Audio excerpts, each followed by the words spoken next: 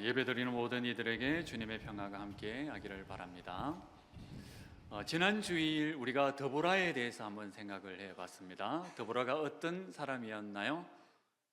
그리운 사람, 함께해서 행복한 사람, 그리고 기다려지는 사람, 바로 드보라입니다. 그리고 우리가 바로 그런 사람들이겠죠. 드보라 이야기 지난주에 했으니까 그러면 이번 주는 누구 이야기를 할까요? 따라오는 사람이 있죠. 바락의 생애에 대해서 이번 주에 한번 생각해 보도록 하겠습니다. 바락하면 가장 먼저 우리가 생각해 보아야 될 것이 첫 번째, 불리한 자리에서 역사하시는 하나님의 역전. 상황이 불리하지만 그 모든 것을 단번에 역전시키는 하나님, 그 가운데에서 여러 가지 불안하고 어려운 점이 있었지만 그런데도 순종하며 나아가는 주의 종 바락을 우리가 한번 묵상해 보도록 하겠습니다. 드보라는 납달리와 스불론 지파에서 1만 명의 군사를 모집했습니다. 대단하죠. 그리고 바락에게 당신이 하나님의 사사입니다. 가서 이스라엘 백성들을 구원하십시오. 이렇게 하나님의 뜻을 전달했습니다. 바락이 제가 순종하겠습니다. 이렇게 성경은 간단하게 이야기를 했지만 이 순종하겠습니다라고 하는 이 말이 굉장히 어려운 대답입니다. 왜냐하면 군사력의 차이가 너무 많이 났거든요. 그 당시 가나안 왕 야빈과 시스라는 900성의 철병거를 가지고 있었다라고 이야기를 합니다. 900성의 철병거, 한번 사진으로 한번 보여주십시오. 이렇게 추측을 할 수가 있거든요. 철병거. 저 모니터에서 나오지 않아서 제가 궁금했습니다. 이게 철병거거든요. 정확하지는 않지만 이렇게 추측을 한 겁니다. 그 당시 철을 재련해 낼 수 있는 기술은 대단한 기술이었습니다. 그리고 그 철을 가지고 얇게 펴서 나무에 입힐 수 있는 기술 또한 대단한 최첨단 기술이라고 할 수 있습니다. 그 당시 900성의 철병거를 가지고 있었다라고 하는 것은 지금으로 이야기하면 탱크를 900대 가지고 있었다라고 하는 것과 똑같습니다. 그리고 학자들에 따르면 저 900성의 철병거를 운용하기 위해서는 보병이 4만 명이 최소한 4만 명은 됐을 것이다. 이렇게 추측을 하고 있습니다. 그리고요, 이 시스라는 용병일 확률이 굉장히 많습니다. 시스라의 모든 부하들이 용병이라고 한다면 직업 군인을 이야기하는 거거든요. 실전 경험도 굉장히 많았다라고 합니다. 그런데 이스라엘 백성은 어떻습니까? 농부이고 목동을 하다가 이제 군사로 소집되어 온 사람들입니다. 전혀 군사적인 그런 지식도 없었고, 그리고 싸울 만한 무기도 변변치 않았습니다. 그런 가운데 드보라가 바락에게 당신이 사사이니 이 1만 명을 이끌고 가서 이스라엘 백성들을 구원하십시오 라고 하는 그 말에 순종하겠습니다 라고 하는 그 말은 굉장히 어려웠을 겁니다. 그런데요, 이 드보라가 더 황당한 이야기를 합니다. 지난주 읽었던 성경 본문 6절에 보면 드보라가 또 기가 막힌 명령을 하는데 6절 마지막 줄에 보면 너는 다볼산으로 가라 이야기를 합니다. 아마 이 이야기를 바락이 듣고 엄청 마음속으로 고민에 빠졌을 겁니다. 이 드보라가 정말 하나님의 사람이 맞을까? 기도하는 사람이 맞을까? 왜 그럴까요? 말이 안 되는 명령을 내렸거든요. 이 다볼산을 사진으로 한번 보여주시기를 바랍니다. 다볼산은 저렇게 봉우리가 하나로 이루어진 산입니다. 우리 요 근처에 있는 칡오름의 한 3배 정도 되는 산입니다. 1만 명의 군사를 이끌고 저 다볼산으로 가서 진을 친다면 이 이야기를 들은 야빈과 시스라는 어떻게 할까요? 4만 명의 군사를 동원해서 900성의 철병거를 동원해서 저 봉우리를 포위해 버린다면 어떻게 될까요? 전쟁은 하나만화입니다. 싸우지도 않고 그냥 그 자리를 지키기만 해도 이스라엘 백성들은 굶어 죽을 수밖에 없습니다. 저 둘레가 기손강이라고 하는데요, 저것은 강이라기보다는 그냥 밭이라고 하면 되겠죠. 그냥 비가 내릴 때만, 우기 때만 잠시 비가 오면 강이 되는 지역이었지, 지금과 같은 건기 지역에는 절대로 비가 내리지 않는 지역이었습니다. 그런데 드보라가 하는 말이 저 다볼산으로 가서 진을 치라 라고 이야기를 합니다. 이 명령을 수행하면서 바락은 걸어가면서 백성들을 이끌고 가면서 어떤 고민에 빠졌을까요? 정말 내가 이 명령에 순종을 해야 될까? 나 하나 죽는 것은 괜찮은데 만일 이 모든 1만 명이 몰살당하는 것은 아닐까? 이런 갈등을 했습니다. 아니나 다를까 바락이 1만 명과 더불어 저 다볼산의 진을 치자마자 시스라는 온 군대를 동원해서 저 봉우리를 포위해 버리고 맙니다. 백성들은 두려움에 떨었겠죠. 기도도 했겠죠. 어쩌면 원망하는 그 말을 했을 수도 있습니다. 그런데 며칠이 지나자 드보라는 명령을 합니다. 오늘 14절 말씀 우리 같이 한번 읽어보도록 하겠습니다. 같이 읽겠습니다. 시작. 드보라가 바락에게 이르되 일어나라. 이는 여호와께서 시스라를 내 손에 넘겨주신 날이라. 여호와께서 너의 앞서 나가지 아니하느냐 하는지라. 이에 바락이 10,000명을 거느리고 다볼산에서 내려가니 용감하게 시스라에게 달려듭니다. 그 결과는 어떻게 되었을까요? 15절입니다. 한번 읽어보겠습니다. 시작. 여호와께서 바락 앞에서 시스라와 그의 모든 병거와 그의 온 군대를 칼날로 혼란에 빠지게 하시매 시스라가 병거에서 내려 걸어서 도망한지라. 시스라가 대패를 했습니다. 그런데 정말 이상한 것이 있죠. 왜 시스라가 병거에서 내렸을까요? 탱커와 같은 병거를 타고 있어야 되는데 왜 시스라는 병거에서 내려서 도망을 쳐야 했으며 이스라엘 백성들은 도대체 무슨 일이 있었기 때문에 갑자기 혼란에 빠져서 도망을 가게 이스라엘 백성들이 이 가나안 군대를 다 물리칠 수 있었을까요? 도대체 무슨 일이 있었을까요? 전쟁이 끝난 후에 드보라가 백성들과 함께 하나님을 찬양했던 찬양이 있습니다. 이것이 사사기 5장 4절에 나와 있습니다. 여기서 우리가 실마리를 찾을 수 있습니다. 사사기 5장 4절 말씀 한번 읽어보도록 하겠습니다. 여호와여 주께서 세일로부터 나오시고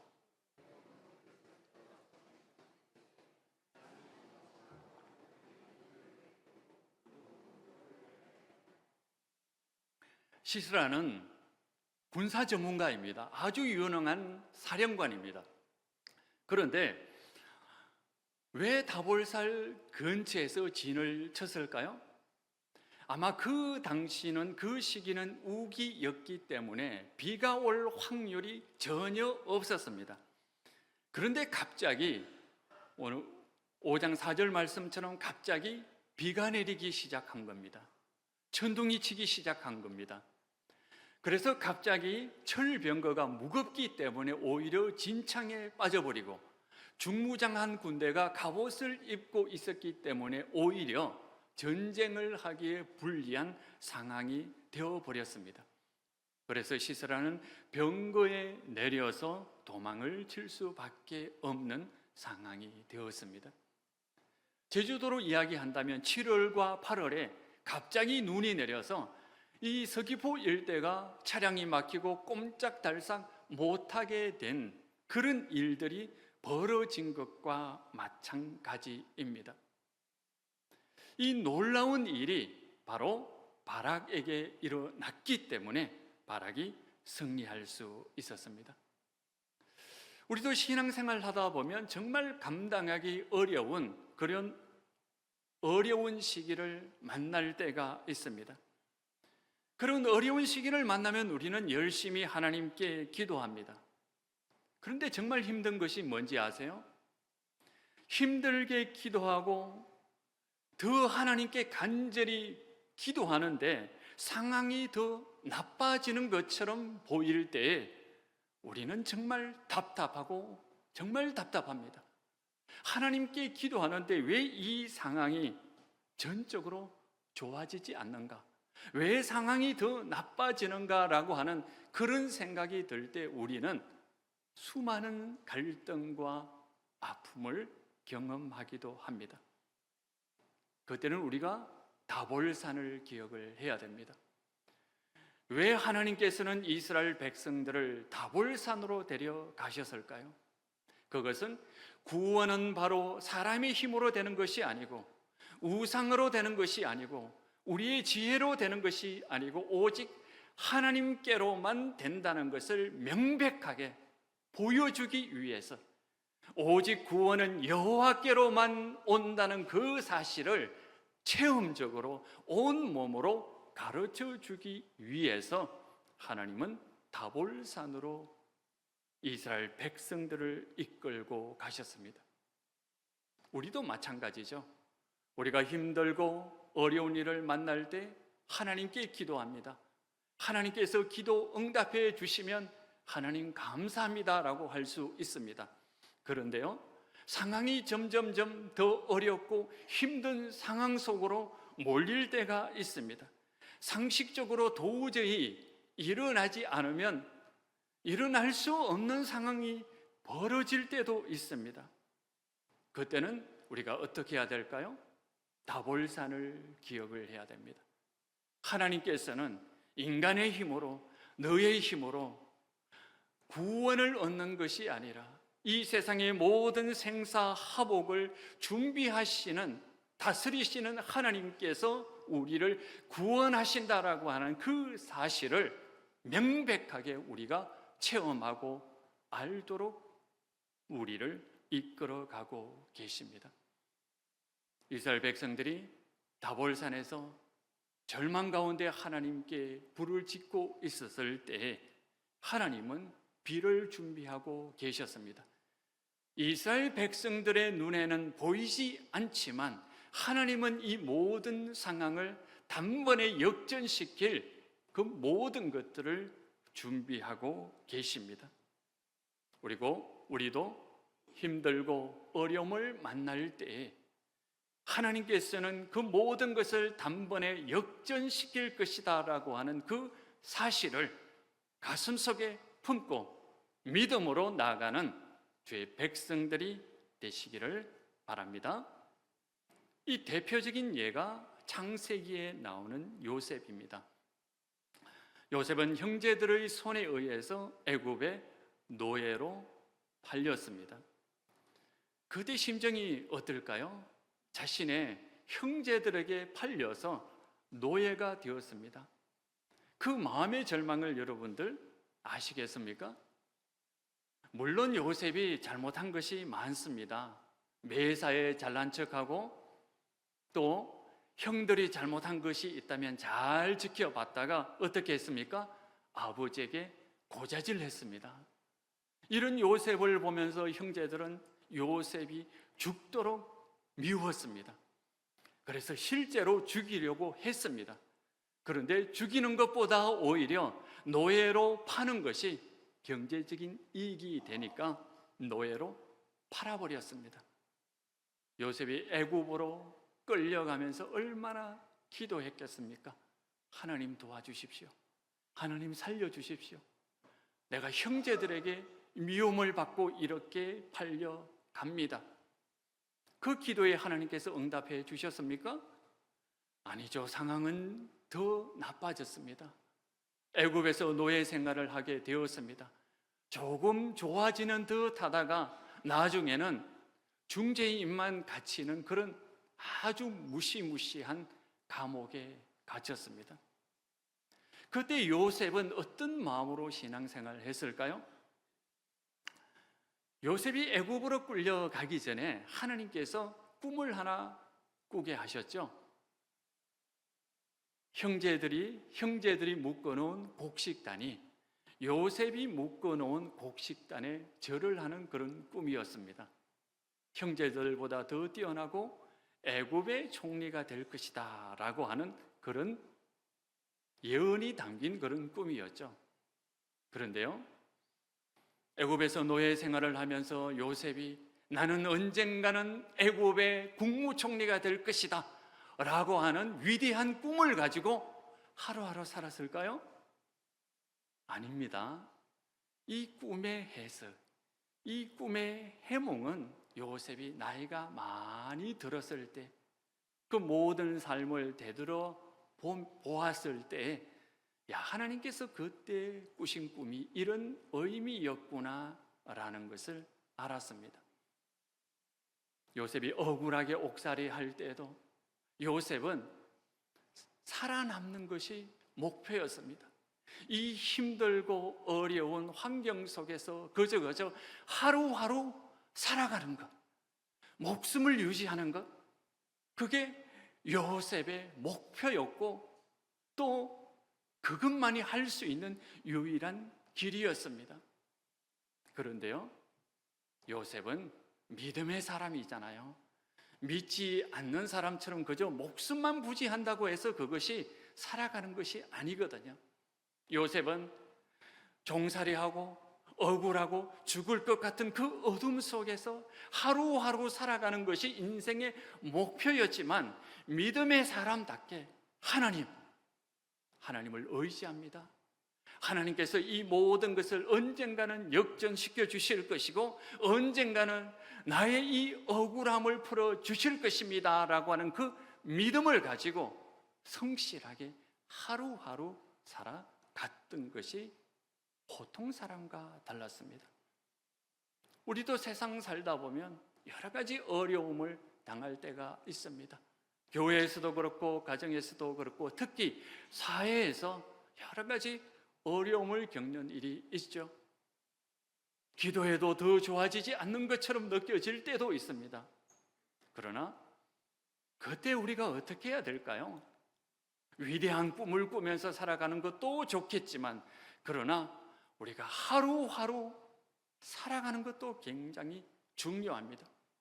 그런데 우리는 믿음의 사람이거든요. 하나님을 사랑하는 사람이거든요. 그냥 하루하루 목숨을 유지하면서 살아가는 것이 아니라 믿음의 사람답게 하나님을 믿고 기도하고 하나님을 찬양하면서 살아가는 것, 그것이 바로 믿음의 사람답게 살아가는 겁니다. 우리도 여러 가지 어려움 만날 수가 있습니다. 그때 어떻게 해야 됩니까?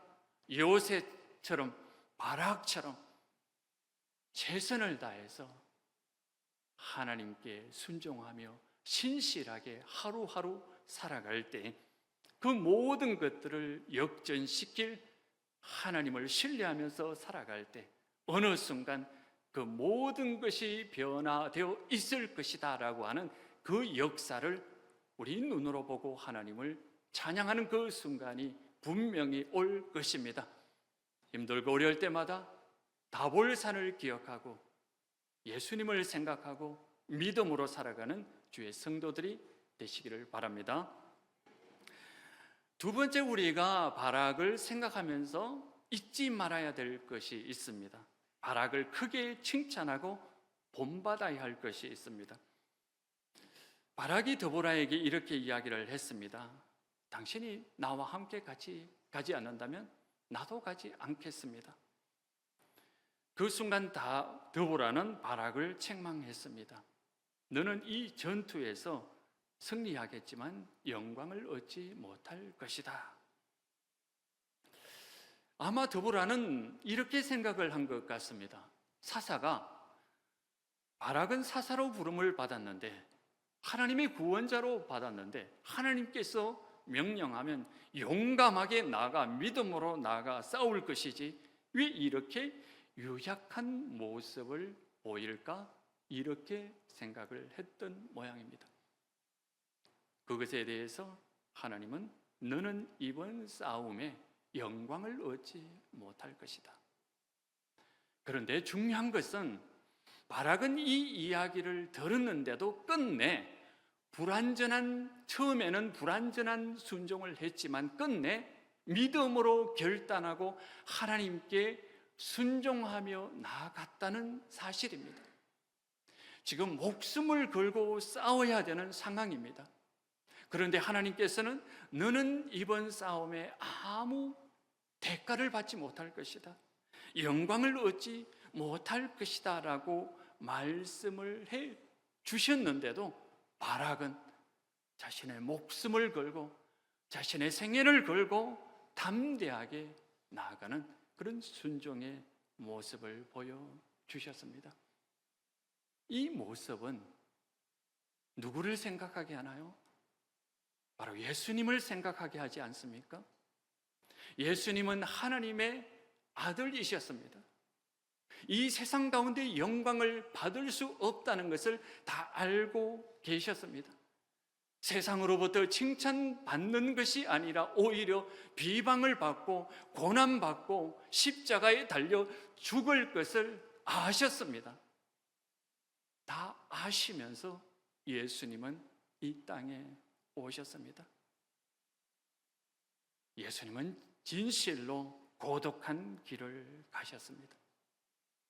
예수님은 이 땅 위에 아무런 보상을 받지 못할 것이라는 것을 알고 있음에도 하나님의 뜻을 순종하기를 원했고 이 세상 사람을 구원하시기를 원했습니다. 자신이 보상받는 것보다 오히려 하나님의 뜻을 이루고 우리를 구원한다는 그 목적이 너무나 컸기 때문에 한치의 망설임도 없이 이 세상 가운데 오셨고, 그리고 그 고독한 길을 걸어가셨습니다. 주님께서 잡히시기 전날 겟세마네 동산에서 기도하실 때 그 간절한 고독, 그 간절한 아픔, 그것이 얼마나 간절했으면 땀이 핏방울처럼 떨어졌다 이렇게 묘사했겠습니까? 이 예수님을 생각하면서 나는 예수님의 이 큰 사랑에 대해서 정말로 올바른 영광을 돌렸는가 생각해 보았습니다. 예수님께서 이 세상 가운데 칭찬이나 영광을 받지 않으시고 대가를 받지 않으시고 나를 위해 십자가를 지셨는데 그에 합당한 영광을 믿음의 사람이라고 하는 나는 제대로 돌렸나 돌이켜보는 귀한 시간이 되었습니다. 우리가 예수님의 그 크신 사랑을 안다면 우리가 사랑을 깨달은 만큼, 우리가 받은 만큼 예수님을 찬양하고 칭찬하는 믿음의 사람들이 되시기를 바랍니다. 이런 예수님의 모습을 보면서 교회에 봉사하는 성도들이 참 대단하구나라는 그런 생각을 하게 되었습니다. 새삼 느꼈습니다. 교회를 유지하려면 많은 손길이 필요합니다. 교회에 봉사하는 것이 눈에 보이는 봉사가 많을까요? 아니면 눈에 보이지 않는 봉사가 더 많을까요? 양으로는 판가름할 수 없겠죠. 그러나 눈에 보이지 않는 봉사도 굉장히 많습니다. 우리 도평교회가 74년 동안 이 지역사회에서 예배 공동체로 유지할 수 있었던 것은 눈이 오나 비가 오나 슬플 때나 좋을 때나 늘 그 자리를 지키면서 봉사하셨던 분들이 계셨기 때문에 우리가 이 예배 공동체로 하나님께 영광 돌릴 수 있게 된 겁니다.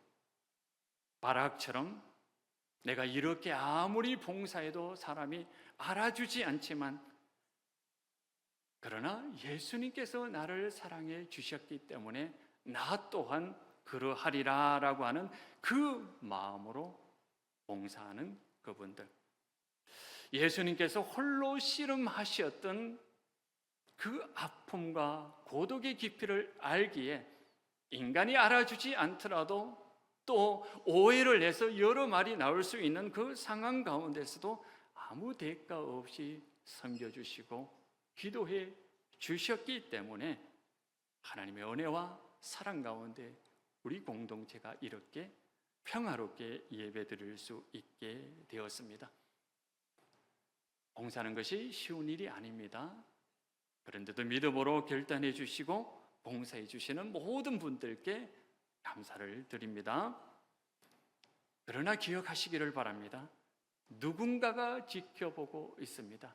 아무도 모르는 것 같지만 누군가가 저분이 저렇게 봉사해 주시니 참으로 감사하다, 수줍어서 그것을 말로 표현하지 못해서 그렇지 마음으로는 후원하고 지지하고 있다는 그 사실을 명심하시기를 바랍니다.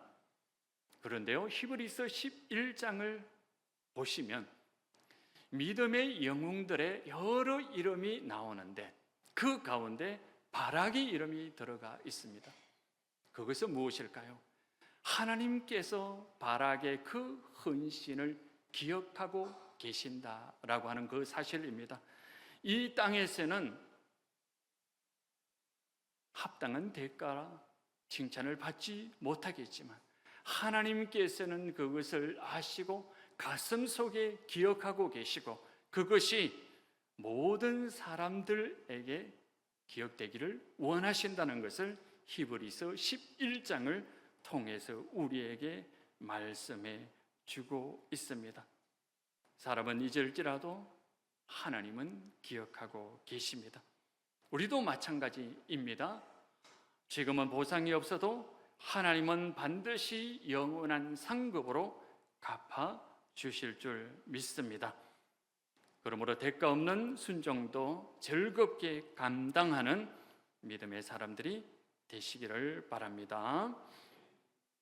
그리고 우리는 주님을 위해서 주께 온전한 믿음에 우리를 위해 대가를 바라지 않고 돌아가신 주님의 그 크신 사랑을 우리가 삶으로 표현하고 있다라고 하는 그 사실을 말씀으로 명심하며 살아가는 우리 모든 믿음의 지체들이 되기를 바라겠습니다. 기도하시겠습니다. 하나님 아버지, 하나님의 사랑과 은혜를 감사드립니다. 하나님께서 함께해 주시지 않는다면 저희들은 아무것도 할 수 없지만 주께서 함께 하심으로 저희들 이 세상 가운데 살아갈 수 있음을 고백합니다. 예수님처럼 담대하게 살아갈 수 있도록 도와주시고 예수님처럼 하나님의 영광을 위하여 살아가는 우리 모두가 될 수 있도록 도와주시옵소서. 예수님 이름으로 기도드리옵나이다. 아멘.